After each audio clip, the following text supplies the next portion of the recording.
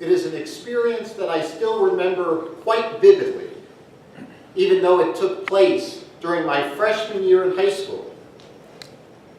I was a member of the cross-country team, and on that particular day, I, along with my brother Rob and a friend of ours, were on a training run. It was an especially hot and humid day. We were about 3 miles into our 8-mile run, and we all commented that we could really use a drink. On this particular course, we passed right by a church, and we noticed that there was a man standing out in the parking lot. And so we decided to run over to him and see if we could get a drink. With sweat dripping down all 3 of us, our friend said to the gentleman, "Could we go into the church quickly and get a drink of water?" I will never forget the man's response. He looked at all 3 of us and with a tone of irritation replied, "No." To be honest, we were all so shocked. We didn't say anything. We just turned around to resume our run. And as a parting shot, the man added these words. And I don't remember this being a cross-country course either.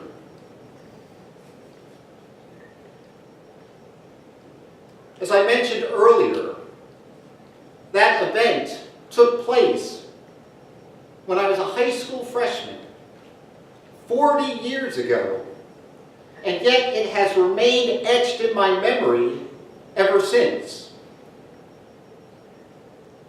At the time it occurred, I couldn't believe that a Christian could be so rude.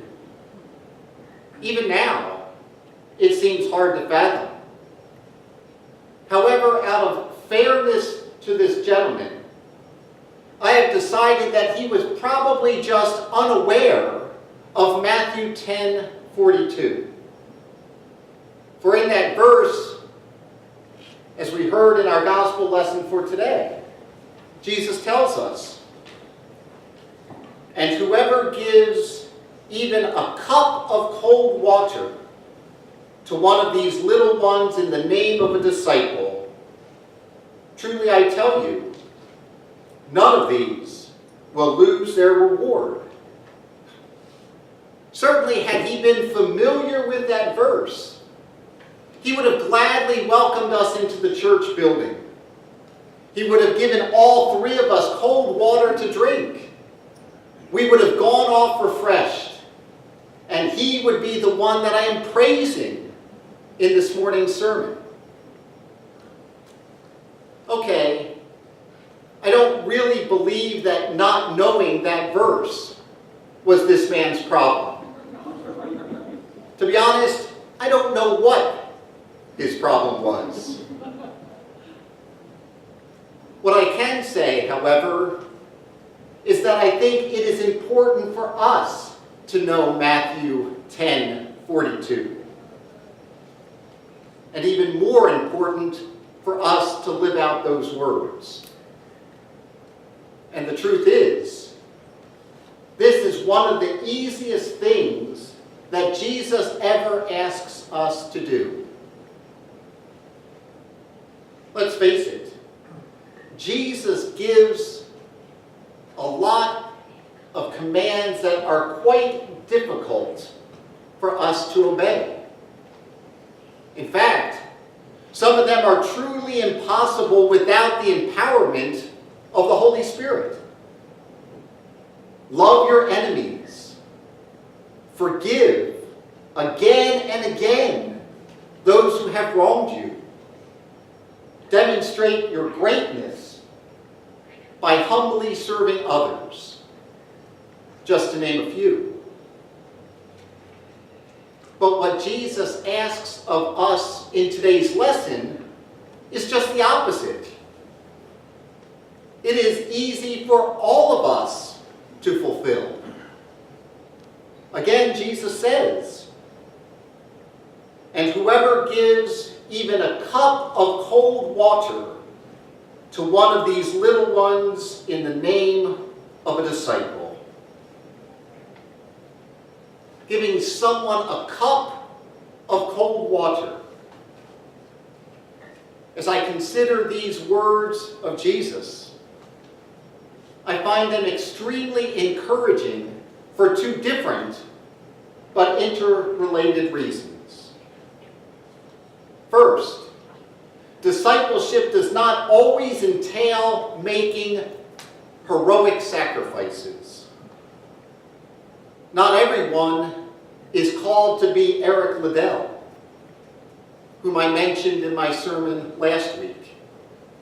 In other words, not everyone is called to be a missionary to a foreign country. Not everyone is called to sacrifice one's life for Jesus. I think that we can get caught up comparing our lives of faith to others. And in many cases, we can get discouraged, concluding that we do not measure up. Not just to famous Christians like Eric Liddell or Mother Teresa or Billy Graham, but even to some people that we know, perhaps even members of our own congregation. But in these words, Jesus speaks good news to us.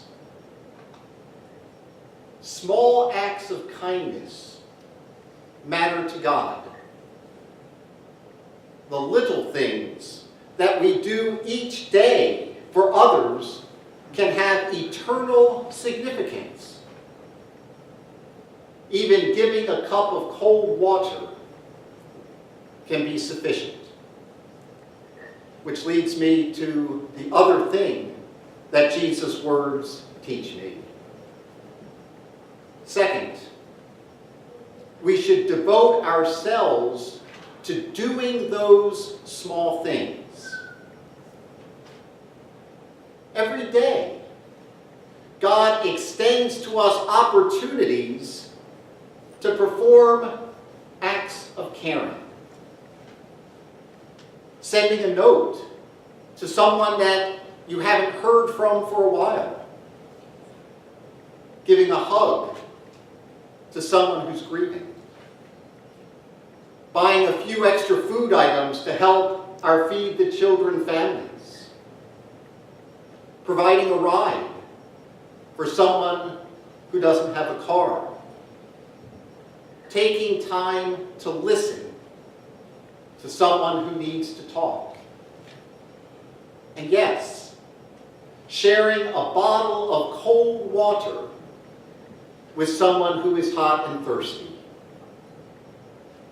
In fact, that is precisely what some of our members did yesterday during the Old Timers Parade in Blue Ridge. As we passed out over 300 bottles of water to parade viewers, offering them some refreshment on that hot morning. Now I realize that I am preaching to the congregation here. After all, you are already doing all of these things and many more. And so I am here this morning to thank you for all that you are doing, to encourage you to remain faithful in this way, and to remind you that these acts of kindness do make a difference in this world.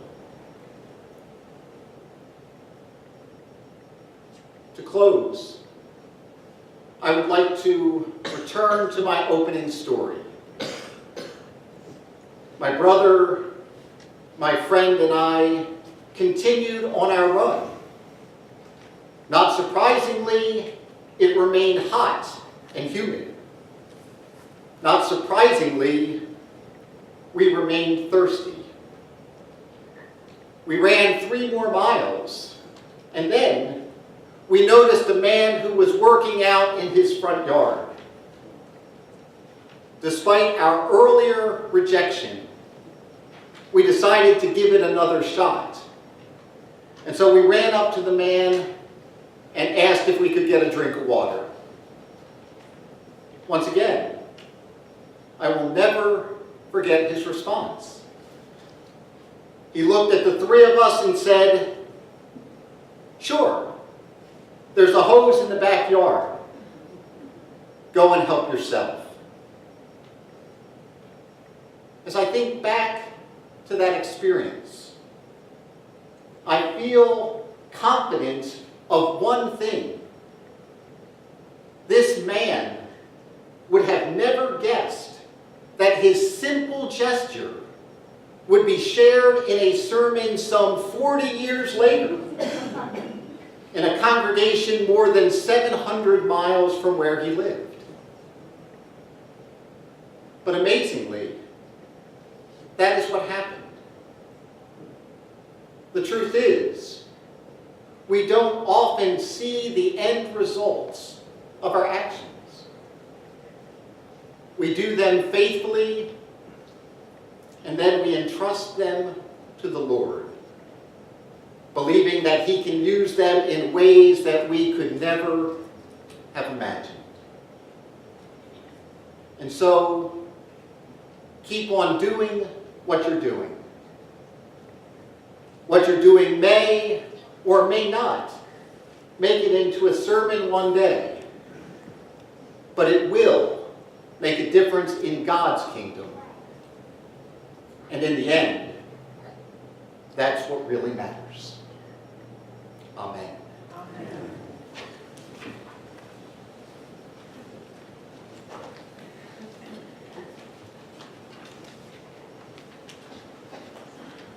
Our hymn of the day is hymn number 712. I invite you to rise as you are able.